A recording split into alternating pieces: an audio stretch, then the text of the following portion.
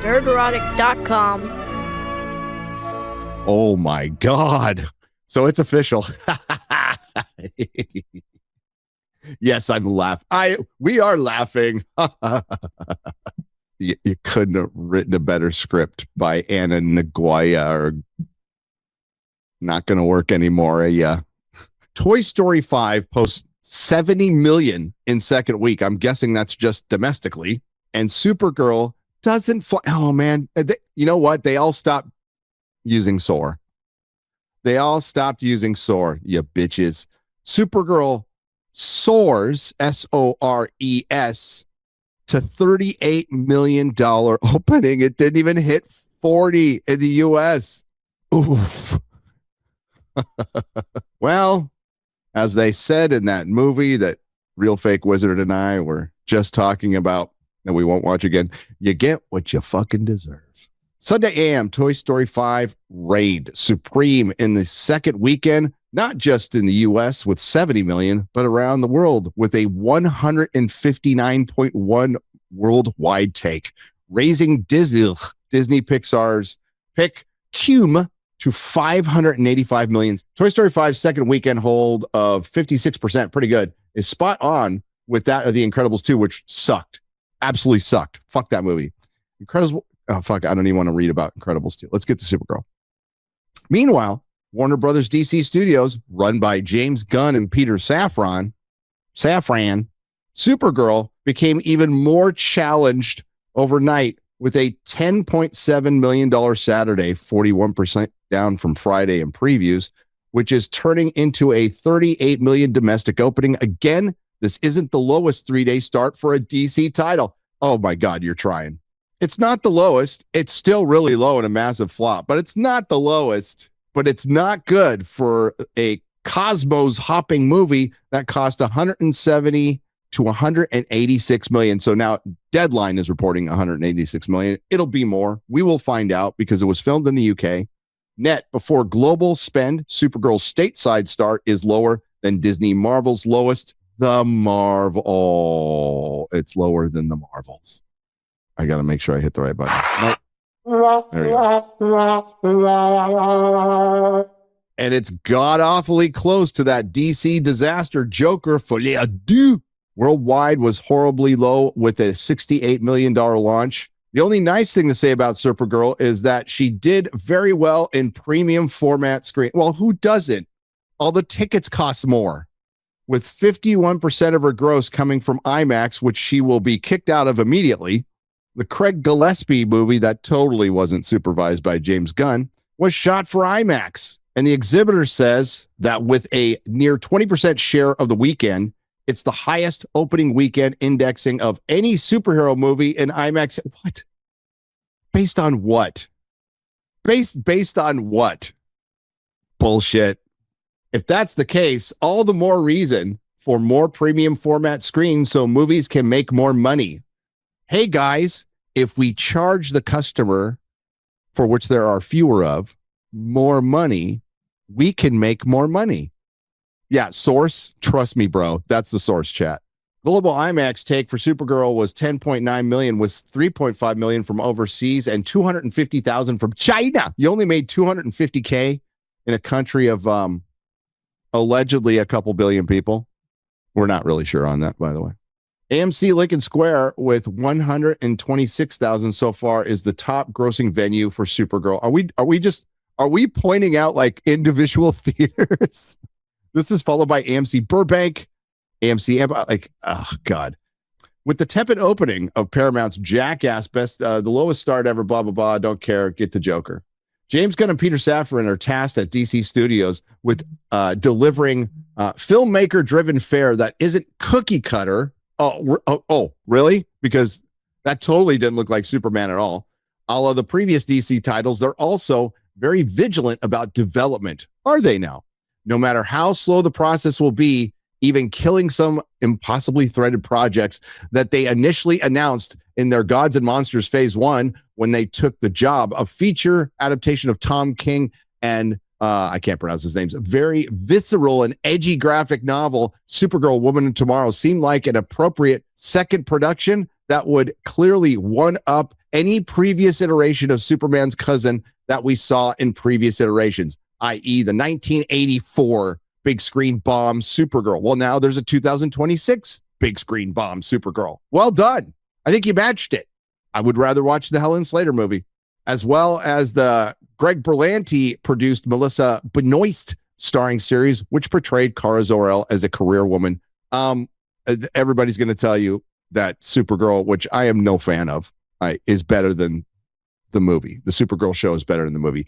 Supergirl Woman Tomorrow was True Grit set in Guardians of the Galaxy Outer Space. Safran and Gunn entrusted Gillespie, who they're now going to blame, who has a knack for female-empowered properties, i.e. the Oscar-winning I, Tonya, Cruella, and the Emmy-winning Hulu series Pam and Tommy. How could anything go wrong on paper? What? I can tell you. Would you like me to tell you, Deadline? I mean, you cover entertainment for a living. You hire people, you vet people. I can tell you exactly why this failed. You hired the guy who directed Pam and Tommy to direct a superhero movie, and you hired a writer with zero experience. She wrote one short in 2018, and she punched up the Batgirl script, and that movie was canceled. So there's your problem. Problem solved. What do you mean, what could go wrong? Clearly, this wasn't a Stephen Sondheim-inspired musical like Joker Folie à Deux. No. Folie à Deux. Sorry, not Deleu. Folie à Deux. Where to begin? The biggest complaints from fanboys at the Burbank press screening last Monday was that they had zero patience for Gillespie's homage. They didn't want to see any nods to Guardians of the Galaxy or Mad Max or Furiosa. Been there, done that, and don't ever do that again. Krem the villain was too two-dimensional, and out of Hellraiser, Jason Momoa as Lobo was welcome, but not funny enough. Give him something fresh, like Kane Parsons' Backrooms or Curry Barker's Obsession. Yep, give him something fresh. But there's a horrible reality. There's a horrible reality, and that's that there is a toxicity among fanboys and critics with female-led superhero and action films. Captain Marvel got away with it with a 154. So Captain Marvel got away with it. So Captain Marvel got away with it. It still made $1 billion. Captain Marvel also led to Rotten Tomatoes fundamentally changing their site and breaking it. And it also was sandwiched between the two most anticipated sequels of all time. And we saw the real love for Captain Marvel when her sequel came out, for which she was taken off the main title. Pre-COVID, you're still bringing up COVID. And Barbie made a lot of money. A lot of people are still watching House of the Dragon. See, the problem is that you will never, ever, ever, ever discuss Deadline. Is the problem isn't the female leads. It's how they are portrayed and how they are written by men and women in Hollywood. It is called intersectional feminism. Roll your eyes all you want, Deadline. But that's the problem. I don't really give a fuck if you want to see it or not. That's the problem. Keep making films with the basis of the Bechdel test and intersectional feminism, and they will keep failing, and I will keep pointing it out, and everybody in the audience will keep pointing it out. So go a fucking head. I don't care. But fans don't write the scripts. Fans don't greenlight the scripts. Fans don't pick the scripts. Fans don't cast the film. Fans don't put millions of dollars putting into it. Fans just get their hard-earned money, give it to the theater, which goes to the studio, and then they tell you what they think. You don't control that as much as you like to think you do. And, you know, there might have been a time where you had influence. You don't anymore.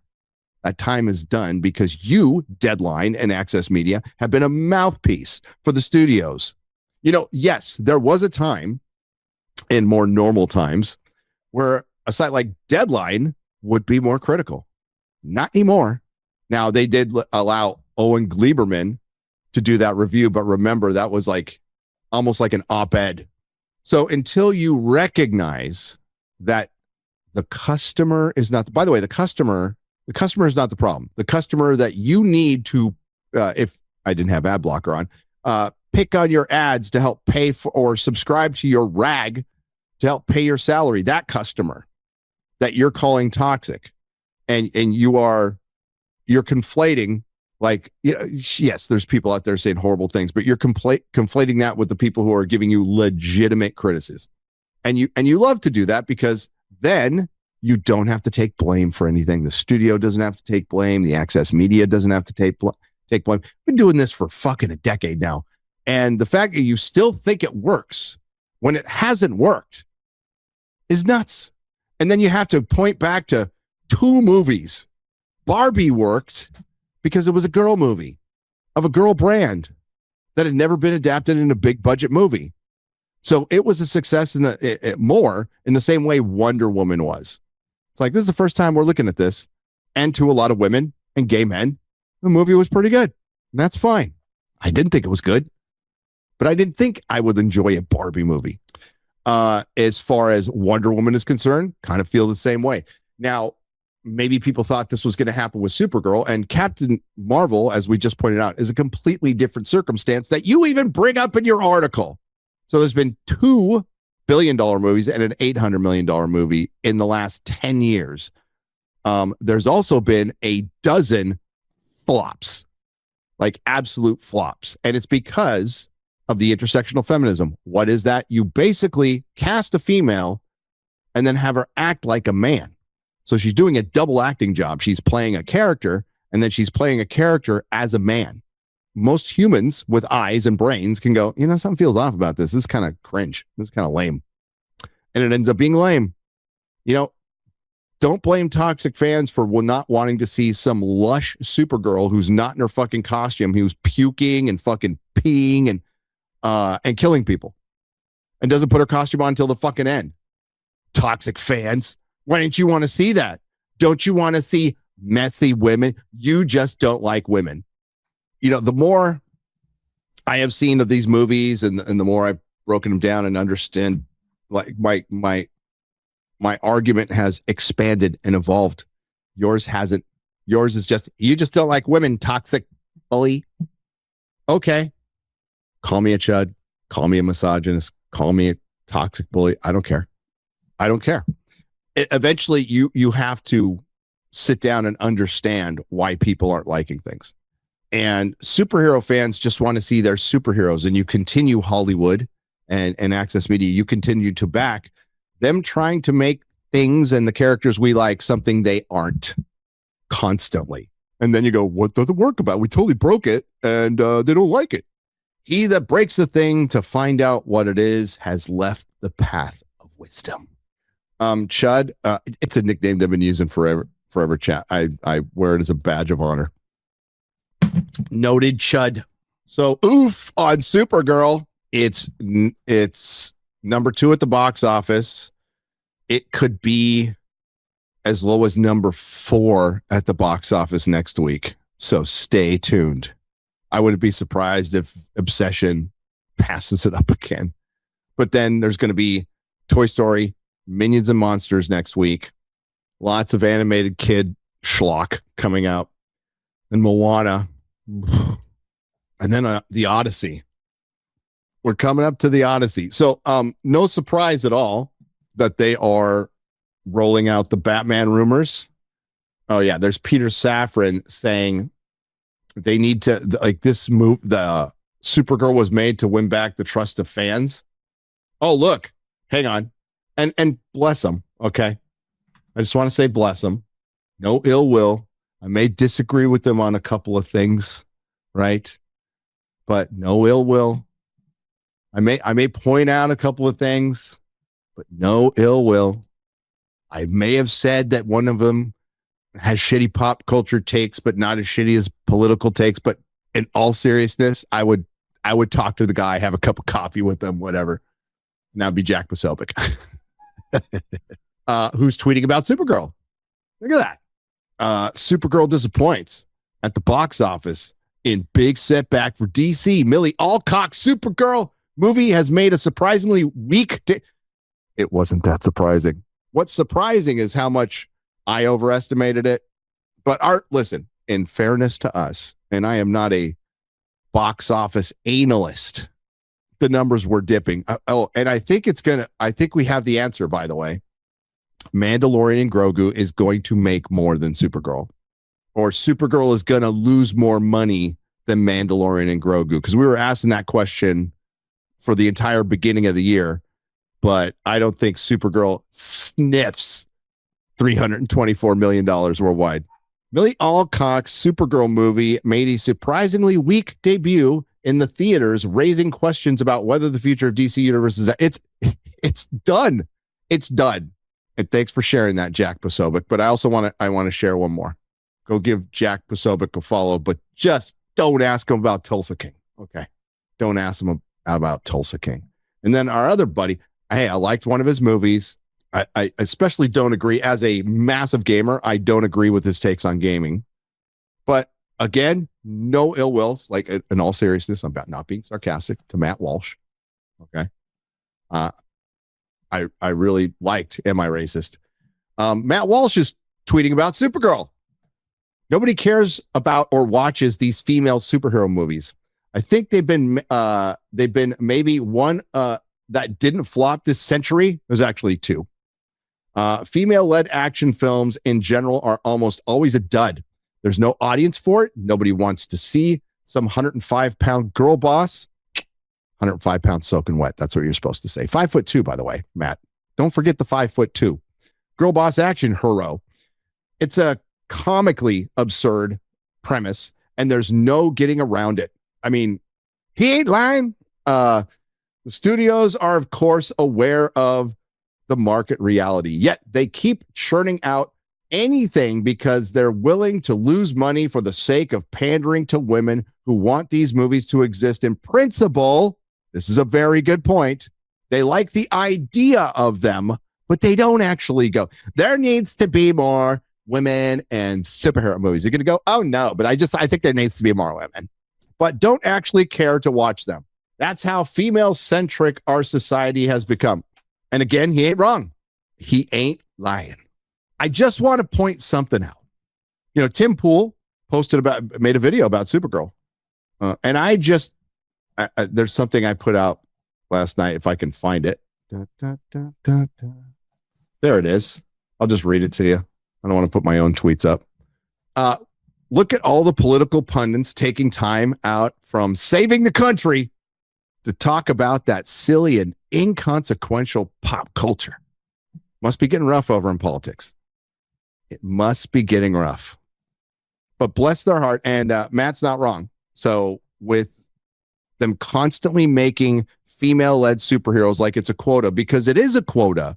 It absolutely 100% is a quota. There's a bunch of female middle management in Hollywood at every studio that is and female board members now that are pressuring the sometimes female CEOs to make these movies because they just want to believe, they like the idea that, well, girls get to do this too because girls get it done. And then they don't, over and over and over and over and over again. Let the dudes have their spaces. Let the women have their spaces. Women like romance and true crime. They like to see people fall in love, and they like to see other women get brutally raped and murdered. That's what they like. I don't make the rules. I just make the observations. And then they watch the guy who brutally raped and murdered another member of their gender go to jail, and they're in the back of their mind, they're all, I can change him. There needs to be a female star of a Star Wars movie. Why? Because there hasn't been. So there needs to be black elves in Rings of Power. Why? So the black people who will not watch the show anyway will feel better, which they don't because they don't care. Look, it's a rough time in politics. We're at midterms, so it's kind of a lull.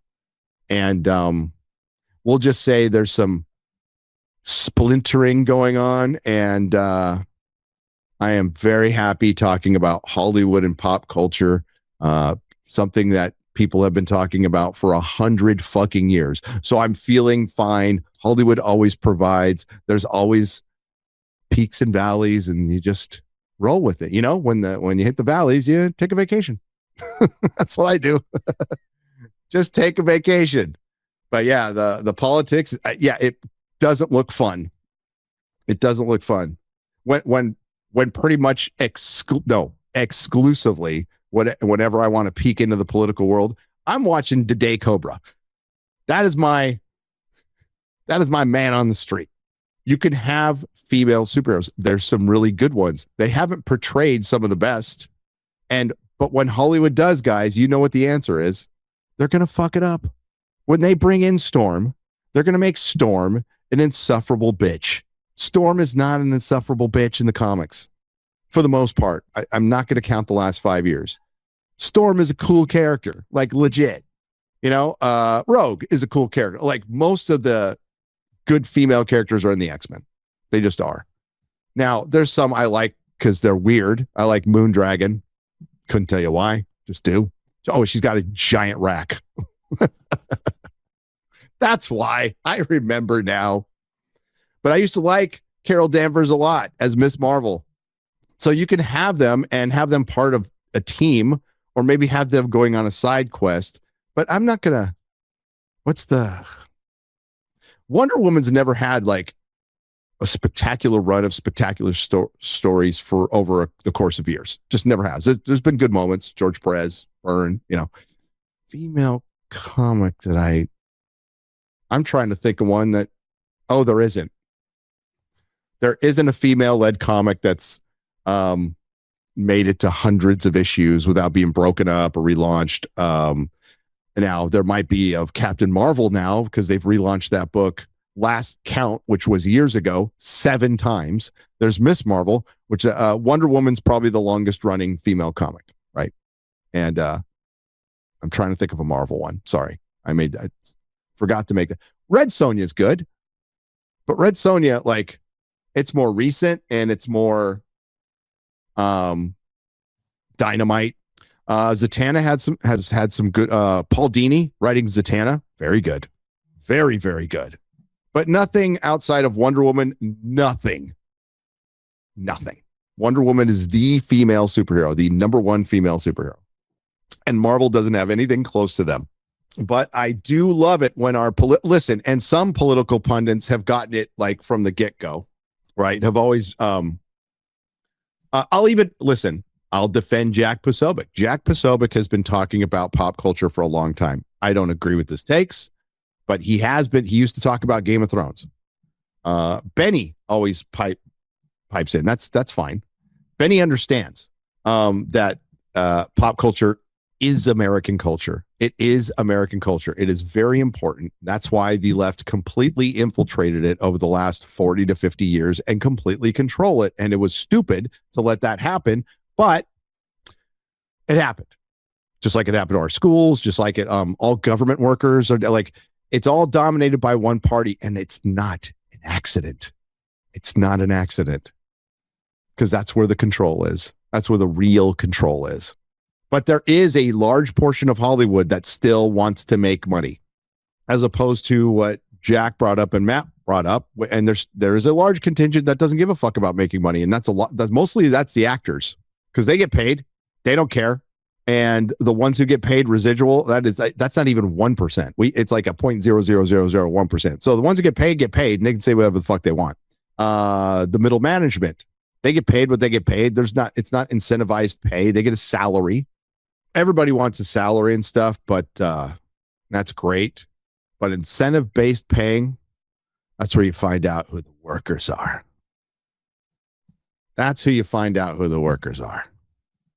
And it's nice to feel comfortable and all. But in the environment of Hollywood, the people who complain the most are getting paid anyway, so they're not risking any money. And they are too dumb to see that it's threatening the legacy of their industry and their industry as a whole right now. So not just the future, the present. The present is very much in trouble. We're having an up year in Hollywood. We are, despite Supergirl flopping, He-Man flopping, Mando flopping. There's been some good movies. There's been some good TV shows. There's been some massive box office successes, some independent box office successes. Toy Story 5 is doing great. I think it's bad that it's doing great. Fake Wizard can tell you more. He's probably got a video on it. I didn't watch Toy Story 5, but I think it's bad that it's doing great, but it's doing great. Project Hail Mary did great. Of course, Obsession, Backrooms, and the other YouTube movies. Things are up. Ticket sales are up a little bit, but we still get article after article that Hollywood is turning into Detroit. Why? Well, because they can't film there anymore. So the entertainment industry is breaking up. Hollywood is breaking up. That's essentially what's happening. Oh, James Gunn is tweeting. Let's see what his replies are. LMAO. Nobody's watching this shitty movie. Oh, God. Everything DCU. Booked my third viewing for Peak. How about no? Yeah, here we go. I'll share it. Booked my third viewing for Peak. Everything DCU. Totally unbiased. How about no? There's Marvin from Geeks and Gamers. I don't think I will. Fantastic film. Saw it like 3 times. So you saw it 3 times. And you saw it 3 times. What a coinky dink. Gonna watch it again and buy the streaming and physical copies too. Why would anybody? I guess people do, but why would you announce like I'm totally gonna buy the streaming when you can get the digital copy with your physical copy? Keep working hard, Jimmy. Oh, hey, the big PP says my theater was packed and everyone was laughing and cheering during Supergirl. Amazing time at the theaters. Looking forward to Man of Tomorrow and beyond. I don't believe that. I think that's a lie. Oh, I'm going to see it for a 3rd time. It looks like the bot farm got their instructions, ladies and gentlemen. Everybody say they're seeing it for a 3rd time. That's the 3rd time I've seen that. Trash writing, just quit. DC is not for you. That is true. I asked my 17-year-old if she wanted to see it. She said, pass. A girl, 17-year-old girl. That is exactly what, that's your audience. I've been working on trying to get Wonder Woman animated series up and running since I've been here. Who cares? James Gunn nixed Kingdom Come. He nixed Kingdom Come animated, which would have been awesome. Nightfall looks pretty good. Breaking news. James Gunn plagiarizes James Gunn with knockoff of Guardians of the Galaxy film. Yeah, he's getting wrecked. He's getting wrecked. Nerdrotic.com. Please subscribe.